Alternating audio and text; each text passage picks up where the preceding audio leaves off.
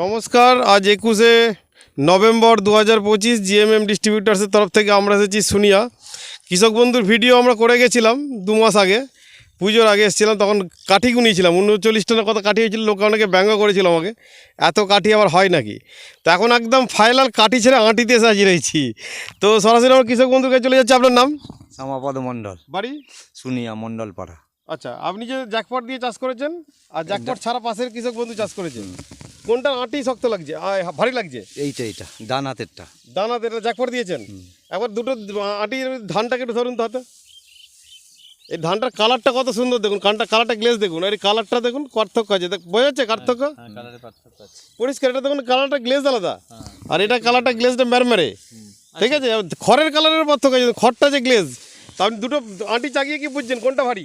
এই ডান হাতেরটা ভালো, মানে যেটা জ্যাকপট দিয়েছেন, তাই তো? মানে আপনার জমিটা ভারী বেশি হয়েছে।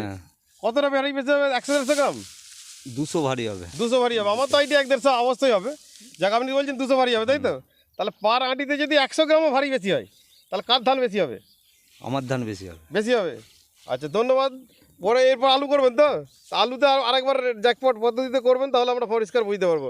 তো বাবু জাগিয়েছেন একবার ধান, দেখে নিন একবার, ভিডিওতে চাগান। পার্থক্যটা না, এগুলো আপনাদেরকে দেখাবো, কারণ আমরা তো যার ধান তো ওনার হাতে দিন, একবার মাম্পুবাবুর হাতে দিন। আমরা তো বেছে বেছে কাটি, আঁটি কি বেছে বেছে নিলাম? আন্দাজ মাফিক নিলাম। কোনটা ভারী লাগছে? এইটা আমাদের পার্থক্য বোঝা যাচ্ছে? এইটা এই একদিনের এটিয়ে জাঙিয়ে দিয়েছে বলে রসটা বুঝে নি। তো তাতেও বলছে আমাদেরটা ভারী। এবং শুধু না, ধানের সংখ্যাটা দেখুন, ধানের ডালিটা দেখুন।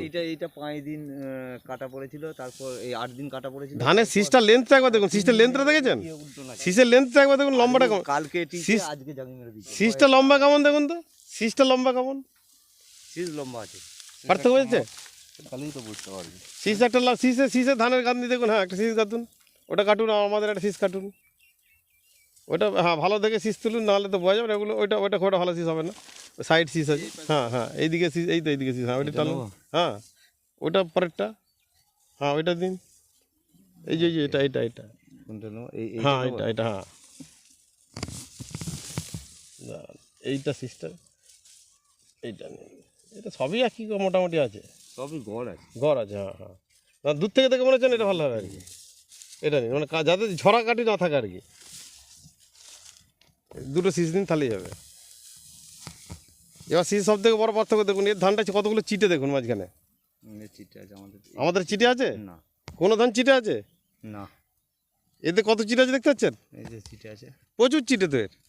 এর একটা চিটে আছে, একটা মাত্র আমার চোখে বললে এটা চিটে আছে, মানে আগড়া আছে। না আগড়া নেই। আগড়া নেই? ও দেখে মনে হচ্ছে ওটা আগড়া হবে। পার্থক্য বোঝা যাচ্ছে এবারে?